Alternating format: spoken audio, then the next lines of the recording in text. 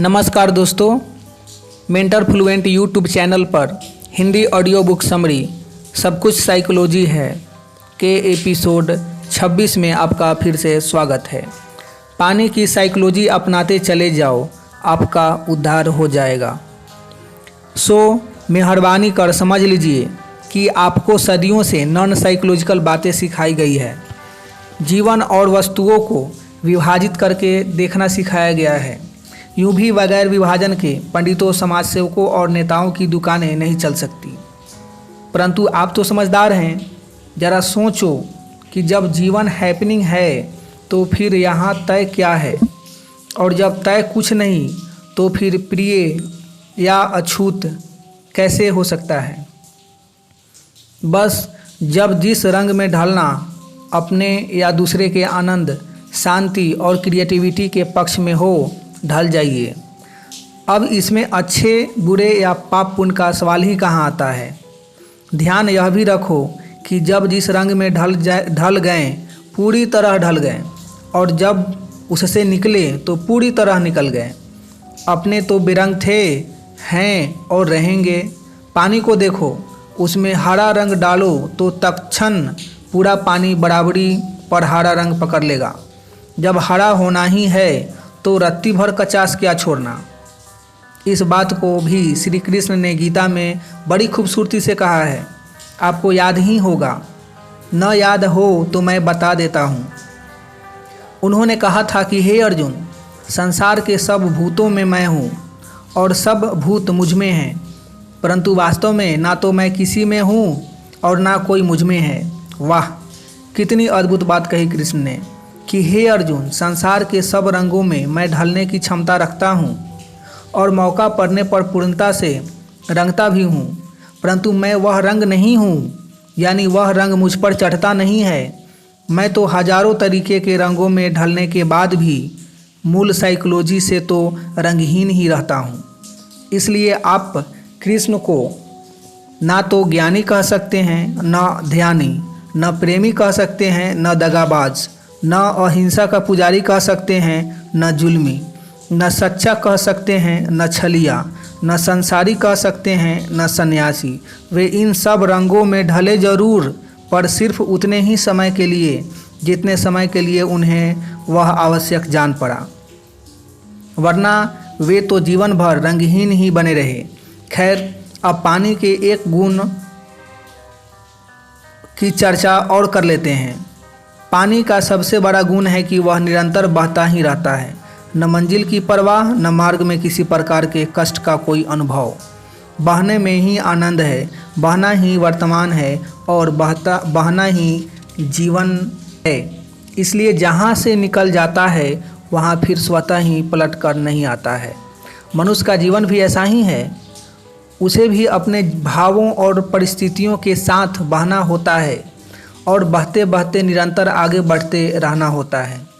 अकारण कभी पलटकर आना नहीं होता है।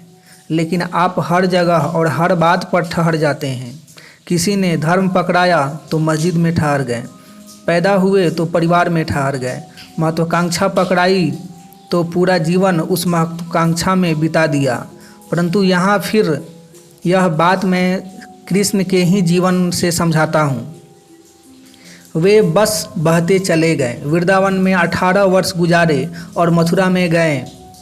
मथुरा गए तो फिर मथुरा के ही हो गए, पलटकर वृंदावन नहीं गए, क्योंकि लौटने की परिस्थिति नहीं बनी।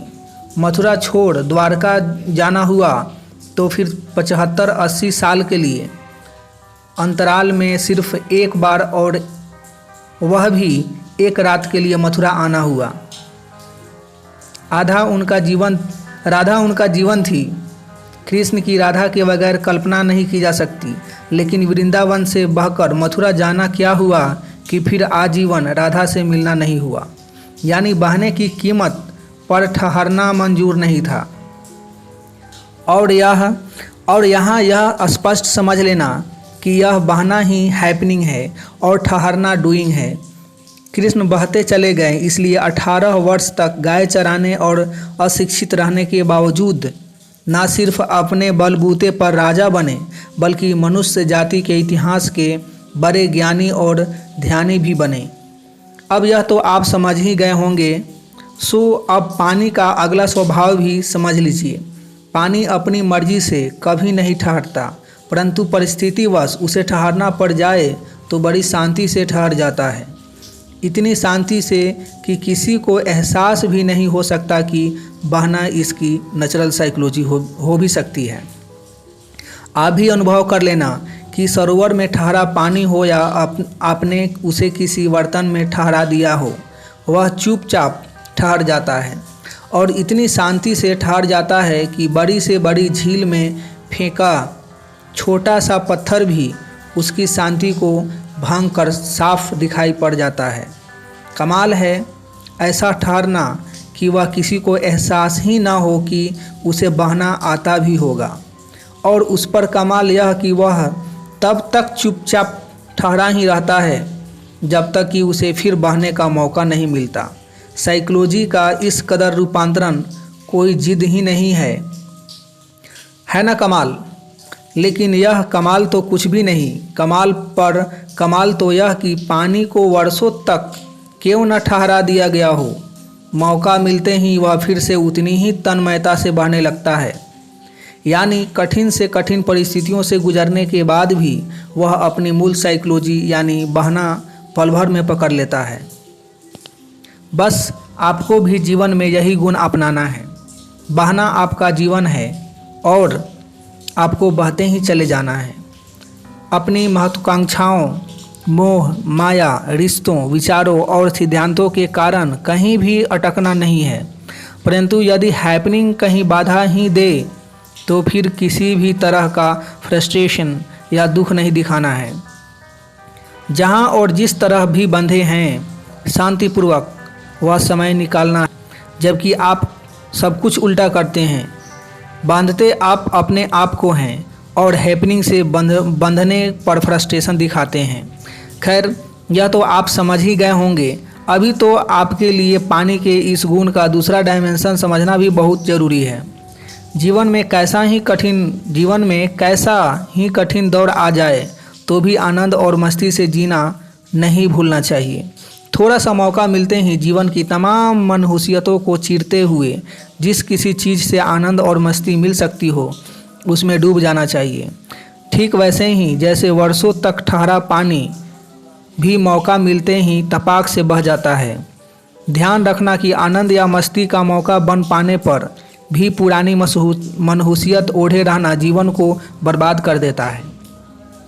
चलो यह तो आप समझ ही गए होंगे। अब आगे पानी की अन्य साइकोलॉजी भी समझ लेते हैं। चूँकि बहना ही पानी का जीवन है, इसलिए वह रास्ते में पड़ने वाले किसी व्यवधान से बहना रोक संघर्ष नहीं उतरता। आपने भी गौर किया होगा कि बहती नदी में कितने ही पत्थर कंकर उसके मार्ग में आते हैं, परंतु पानी उनसे संघर्ष में नहीं उतरता है, चुपचाप मार्ग बदलकर अपना बहना चालू रखता है। आपको भी अनुभव होगा कि कितने भी बड़े रोड़े क्यों न अटका दिए जाएं, पानी अपने बहने का मार्ग खोजकर बह ही जाता है। हाँ, यदि उसे चारों ओर से बंद कर दिया जाए तो भी वह संघर्ष में नहीं उतरता है। वह ना तो कोई छटपटाहट दिखाता है और ना ही बाहर निकलने का कोई प्रयत्न ही करता है। बस चुपचाप अपनी बहने की साइकोलॉजी का परम शांति की साइकोलॉजी में रूपांतरण कर लेता है। लेकिन यदि एक सुई बराबर जगह भी उत्पन्न हो जाए तो फिर क्षण भर का इंतजार नहीं करता है, वहीं से फिर बहना शुरू हो जाता है। वह भी बिना आपसी संघर्ष के, यानी मनुष्य की तरह उसकी हर बूंद पहले मैं करके झगड़ नहीं पड़ती है। बड़ी शांति से बारी बारी पूरा का पूरा पानी बह जाता है। सचमुच यह संघर्ष टालने की पराकाष्ठा हो गई। न बाहर किसी से संघर्ष, न आपस में भीतरी संघर्ष। और यह ध्यान रख लेना कि बहा तभी जा सकता है जब आपका संघर्ष में कोई रस न हो, क्योंकि हर संघर्ष एक ठहराव है। बस आपको भी पानी का यह अद्भुत गुण अपनाना है। अपनी आनंद, शांति और क्रिएटिविटी की नेचुरल साइकोलॉजी पकड़कर बहते ही चले जाना है। इनमें व्यवधान पहुंचाने वाले हर संघर्ष से बचना है, लेकिन आप ऐसा कर नहीं पाते हैं। उल्टा सच कहूँ तो आप संघर्ष को उतावले होते हैं, अच्छे खासे मित्रों के साथ का आनंद ले रहे हैं और ज़रा उनमें से किसी ने किसी बात पर आपका हंसी उड़ाई कि मज़ा छू और संघर्ष चालू। परिवार के साथ रेस्टोरेंट में शानदार डिनर कर रहे हैं और उनमें से किसी ने कोई अप्रिय बात कह दी कि संघर्ष चालू। किसी ने कोई कमेंट करा तो भी संघर्ष में उतर गए और किसी ने ज़रा सा नज़रअंदाज किया तो भी संघर्ष में उतावले हो बैठते हैं। अच्छे खासे खेलने का आनंद ले रहे हैं और अचानक कोई आवश्यक कार्य याद आते ही खेलने का आनंद छोड़ आवश्यक कार्य से संघर्ष चालू कर देते हैं। व्यवसाय में उच्च नीच हो जाए तो भी संघर्ष और कोई आपसे आगे बढ़ जाए तो भी संघर्ष, यानी बात बात पर सिर्फ संघर्ष। क्यों? जरा सोचो कि यह आनंद और शांति क्या है? कुछ नहीं, यह आपकी संघर्षहीन अस्थायी साइकोलॉजी है। जिस पल आप किसी भी प्रकार के संघर्ष में नहीं होते हैं उस समय की आपकी मनोदशा ही शांति है, और जब आपका पूरा अस्तित्व ही किसी एक जगह डूबा हुआ हो तो उससे उत्पन्न अनुभव ही आनंद है। यूँ भी जिस चीज़ से आप एक हो जाते हैं तो फिर उससे आपका संघर्ष नहीं होता है। फिर वह चीज़ खेल हो या पढ़ाई, व्यवसाय हो या प्रयोग, और किसी भी चीज़ से एक हो जाओगे तो आनंद उत्पन्न होगा ही। यहाँ यह भी ध्यान रख लेना कि किसी भी चीज़ से एक होने का मतलब है कि फिर कोई भी खबर या कोई भी उठापटक आपको उससे अलग न कर पाती हो। तो जरा सा किसी कार्य में डूबे और रिश्तेदार के खराब स्वास्थ्य की खबर आई कि कार्य छोड़ दिए, रिश्तेदार के स्वास्थ्य से संघर्ष में उतर जाते हो, तो फिर उस कार्य से अपने अस्तित्व का एकात्म मत मान लेना। यह तो संघर्ष की अनुपस्थिति का अंतराल मात्र था जो आप उस कार्य में भिड़े हुए थे, वरना खोज तो आप संघर्ष ही रहे थे। थोड़ा अपने अस्तित्व को कार्य से एक कर लेने का अर्थ समझें। जब एडिसन ने बल्ब बनाने हेतु फिलामेंट की खोज चालू की तो प्रयोग के प्रारंभ से ही उनका अस्तित्व फिलामेंट की खोज से एक हो गया। फिर उन्हें न तो देश दुनिया की कोई खबर थी और न परिवार की कुछ सुध ही थी। अक्सर तो भोजन किया या नहीं यह तक भूल जाते थे, यानी प्रयोग में ऐसा डूबे थे कि किसी अन्य संघर्ष के लिए जगह ही नहीं छोड़ी थी। करीब महीनों भर यह प्रयोग चला और उस पूरा महीना उनका अस्तित्व फिलामेंट की खोज से एक रहा।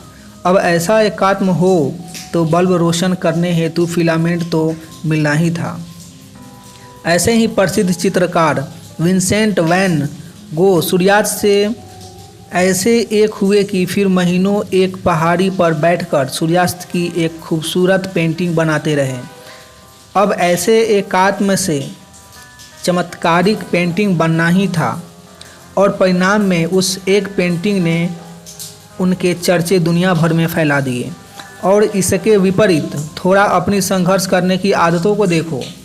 धर्म के नाम पर भी संघर्ष, और जात पात या राष्ट्र के नाम पर भी संघर्ष, परिवार और रिश्तों में भी संघर्ष, और मित्रों से भी बात बात में संघर्ष, कुछ बनने के लिए भी संघर्ष, और कुछ न बन पाए तो भी संघर्ष। और फिर आपके संघर्षों का तो कहना ही क्या, अपने मन से भी दिन में 50 बार संघर्ष। प्रेम उमड़े तो प्रेम से संघर्ष, और क्रोध उभरे तो क्रोध से संघर्ष। चिंता पकड़ ले तो चिंता से संघर्ष, और कुछ मनचाहा न हो पाए तो भी संघर्ष। क्या करना और क्या नहीं करना का भी संघर्ष, और कहाँ जाना और कहाँ नहीं जाना का भी संघर्ष। पहले परीक्षा की तैयारी से संघर्ष और फिर रिजल्ट के भविष्य से संघर्ष। कितने संघर्ष! अब अंदर बाहर 24 घंटे इतने संघर्ष के बाद क्या आप सोचते हैं कि आनंद और शांति का कभी कोई अनुभव आपको हो सकता है? क्या कभी कोई महान क्रिएटिविटी आपके भीतर से निकल सकती है या बह सकती है? तो फिर यह जीवन हुआ ही कहाँ। यह तो सज़ा हुई, और वह भी ऐसी सज़ा जो आपने खुद ही अपने को दे रखी है। अतः मेहरबानी कर पानी की तरह बहने पर ध्यान रखो। रास्ते में कंकड़ पत्थर और बाधाएं तो बहुत आएंगी, पर संघर्ष में उतरो ही मत। थोड़ा सा उड़ते पक्षियों और मछलियों को देखो, कितनी बहाव है उनके उड़ने और तैरने में। तो फिर आप तो मनुष्य हो, आपके बहने की मस्ती तो और भी निराली होनी चाहिए। क्या कभी कोई उड़ता हवाई जहाज़ उड़ते पक्षी के मस्ती की बराबरी कर सकता है? क्या कोई नाव कभी मछली की खूबसूरती से तैर सकती है? सवाल ही नहीं। क्यों? क्योंकि पक्षियों का उड़ना व मछलियों का तैरना स्वाभाविक है, पूरी तरह एक एफर्टलेस है, न कोई डूइंग न कोई प्रयत्न। वैसे ही मनुष्य का बहना भी एफर्टलेस है। थोड़ा बहे हुए मनुष्यों का जीवन पढ़े, जैसे कबीर, मीरा, गालिब, लाओ त्सो, सोक्रेटिस, उमर खयाम, मुल्ला नसरुद्दीन वगैरह वगैरह। आपको समझ आ जाएगा कि आनंद और मस्ती किसे कहते हैं। जीवन ऐसे बह जाता है जैसे आँख झपकाकर खोल ली हो। बहते मनुष्य को परमात्मा रूपी मंजिल पाने हेतु न धर्म समाज की ज़रूरत, न ज्ञान और शास्त्रों की ही आवश्यकता पड़ती है, किसी की आवश्यकता नहीं पड़ती। मिलेंगे नेक्स्ट एपिसोड में, तब तक अपना ढेर सारा ख्याल रखें, लाइफ को एंजॉय करें, मस्ती से जिए। आपका बहुत बहुत धन्यवाद।